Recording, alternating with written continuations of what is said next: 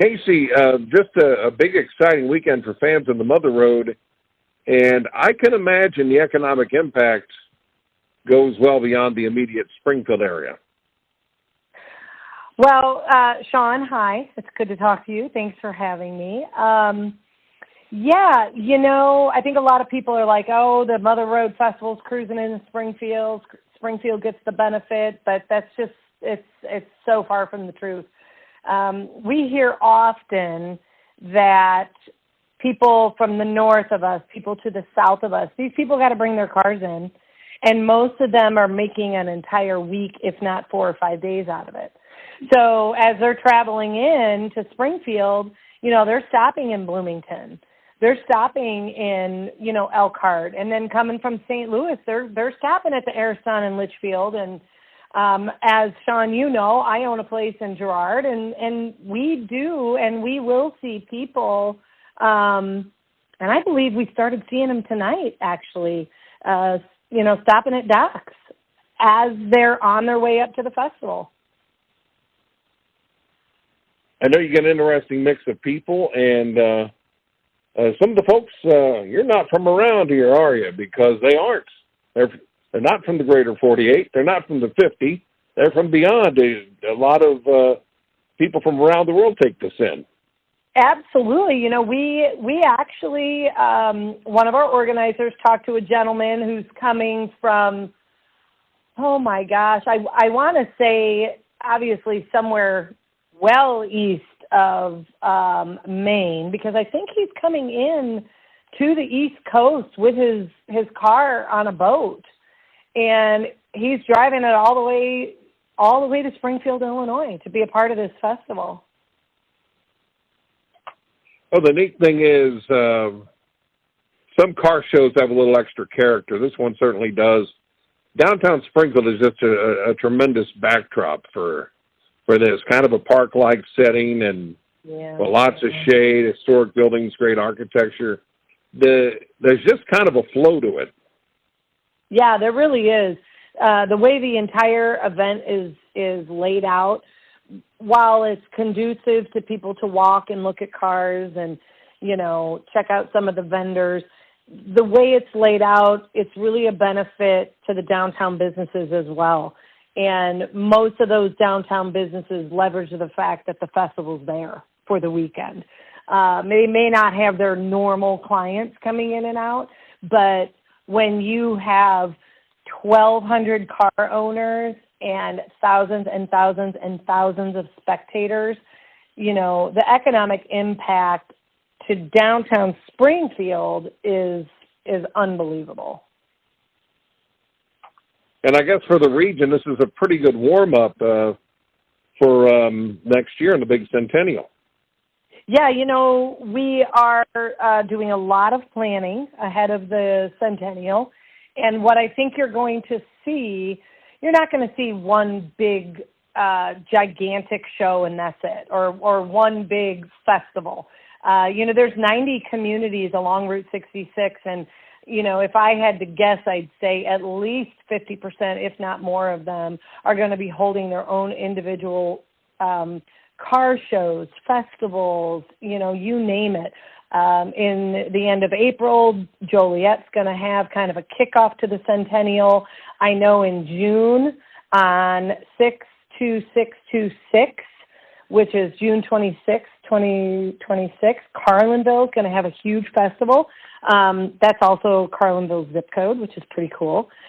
We will have the Last 100 Miles Festival the second weekend of October, and the Illinois Route 66 Scenic Byways having a huge conference and celebration on November 11th, 2026, which is the actual 100th birthday of Route 66.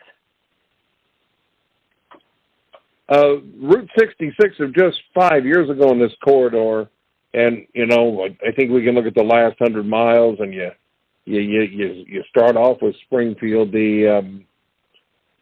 Some of the additions. I mean, the Route 66 village, if you will, on the state fairgrounds, and then you go down to Granite City with their version, and there is, especially when you talk about taking along the kids and people who otherwise may not just be instantly excited when you bring up the history of 66, but the murals and everything, that is growing along there on the Pink Elephant Antique Mall. Seems like they have something new outside all the time. 66, it just seems like there's so much more. Even with the sad news with the Rabbit Ranch, it just there's a lot more to see, not only for the Route 66 fans, but the more casual types. Yeah, I think some people say, oh, Route 66, oh, it's just this boring road trip. But, here in Illinois, we have over 400 miles, and we have done an amazing job growing what is here, bringing knowledge and attention to the places that have been here forever, like the Ariston, or like you said, Henry's Rabbit Ranch. God bless Rich Henry. We're devastated to lose that. But, kids are enjoying road trips. Kids are getting in the car with their parents because there's the new side of things. There are, like you said, the experience at the fairgrounds. That's a 365-day-a-year exhibit. You can walk in and get your feel for what it's like to be out on the road and head out. And Granite City has its electric neon sign park. The West End Service Station in Edwardsville. A lot of these things are new, but they touch on the nostalgia of what 66 is. So I was talking to somebody today about the National Historic Trail bill, and that bill is out there to make 66 a National Historic Trail. And they were asking me, what's the demographic? Well, the demographic is pretty much from maybe 5 years old up until you're not driving anymore, because the road has something for everybody. It's not just, it's not just one age group. We attract all ages. I can imagine it's neat with the young drivers out there and everything. The Cars movie was a heck of an indoctrination tool, wasn't it? It was. It was huge, and we still talk about it. Monday we were having a meeting about the Mother Road Festival, and we were talking about Cars, and we were talking about Fillmore, and we were talking about that VW bus on that movie, and that's representative of Bob Waldmeyer. But more than anything, the movie Cars, in a very basic, loving, family-oriented way, tells the story of what happened to Route 66, what happened to the communities, why it was once this big, great, amazing road that moved, east to west and back again. But it tells the story of the interstate system coming in, bypassing all these communities. And unfortunately, so many of these communities have now had to reinvent themselves. They've had to try again. They've had to open up their city limits because they haven't been open, because people are bypassing them. They're going around on the interstate. But one of the things we're realizing, especially here in Illinois, is that all of our communities have something special to offer. And Cars, yes, it touches on that younger generation. But if you talk to anybody that's seen the movie, it touches all ages. And it really gives you a good sense of what Route 66 was and what it is. Yeah, it just seems like, the thought of Route 66 not only is about a road, but a way of life, and just maybe putting technology to the side and having a conversation and talking about memories and other things. Yeah, that's I'll tell you, some of the best conversations I have down at the restaurant are with people that they want to hear the history. They want to know, what was it like, before we bought the place. And you'll hear people talk, and these are visitors and owners, but visitors saying, man, I have just met the best people along the road, and the stories I've heard are just unbelievable. And not to touch back on Rich Henry, but to touch back on Rich Henry, that man had so many stories, and he was the essence of Route 66 here in Illinois. And I think so many people are trying to follow that, and then those are big, big shoes to fill. But I do think that putting the phones down, not worrying about what's happening in the outside world, and enjoying Route 66 for everything that it is, just makes for an unbelievable road trip and time together. Any other thoughts? Well, any other thoughts ahead of the Mother Road Festival? Other than I hope everybody takes some time, whether it be Friday, Saturday, or early Sunday, to go out, check out the cars. The weather is going to be amazing. As a board, we are very proud of what Sue and Greg Cooper do, and Shane McDermott. They run this show. They make it what it is. And I would just say everyone needs to experience it once. And if I'm looking at my numbers correctly, as long as that weather holds up, I think we're going to have a record year for attendance. Yeah, and again, the entertainment isn't just the cars. You've got great music, great food, and a lot of things in the mix. Yeah, you know, Sean, I'm a big 80s rock girl, and Saturday night there's a band called Bon Journey. They play Bon Jovi and Journey. And so, like, that's going to have to be fantastic. And that's just one of the many bands we've booked for the weekend. Well, we're halfway. Actually, we're well beyond halfway there. But anyway, that was bad. That was really, really bad. No. I got it. I've done worse. Well, Casey Claypool with not only president of the Route 66 Mother Road Festival, but also with Route 66 Scenic Byway, if I got that right. I'm going off memory. That's always dangerous.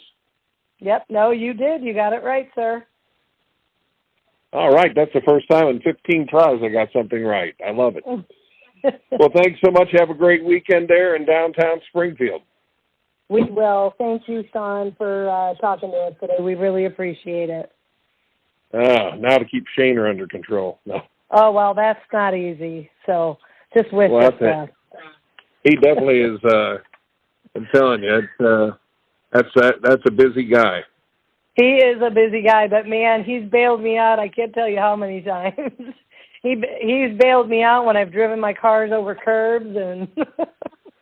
You know, I remember. You know, and the sad thing is there was a mechanic tied to him who I was going to go to Cincinnati of all things, take a job there 20 years ago, and he just had one mechanic. He wasn't as an employee, and this guy wrecked my Volvo. And it's like, I kind of made mad. I said, "No, Shaner, no. I'm not ripping on Todd's.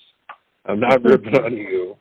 But you know, I remember like in the '90s when I didn't have a pot to you know what in. He's out there fixing my cars and everything. Yeah. I said, "This is just one guy under the hood who doesn't know what the hell he's doing." But I never forget. You know, if he needs a favor, I remember. Yeah, he's a good guy. Mm-hmm. Yeah, I was kind of like on his list for a while. I was like, "Hey, man, I've always been grateful to you." And he just, I know he's had to be more serious, and you know, well, age does that. But definitely not the wild party Shaner of years past. Oh God, no! But I can see that side of him. Yeah, I haven't seen it, but I can see it. Yeah, nobody loved the microphone and did more with it. I'll tell you. That's funny. That's good funny stuff. Well, quit rambling. No, hey Sean. So as we get ready to hopefully open the back at Doc's, and I may reach out to you just for maybe a little interview on sharing the changes and everything that we've made there. And maybe that's just ahead of the spring, but if it's okay, I can reach out. Oh, absolutely. You know, especially since the guy who typically handles Carlinville has the personality of the Crypt Keeper, and I don't mean the one from Tales from the Crypt. Which guy? Who are you talking about? This is Rick Davis. Oh, yeah, I don't know him. Yeah, I hear that guy. Yeah, He's no, like no. a I'll plug. reach out to you. Yeah, he's, And then, you know. and then keep in mind, we are doing a massive, massive conference, awards gala, and celebration November 11th, 2026 from the Byway. And it's basically going to be the culmination of the entire year in a two-day event. Outstanding. I dig it. I'm all in. All right. Well, Sean, it's always good to talk to you, and I appreciate you taking the time to talk about the festival.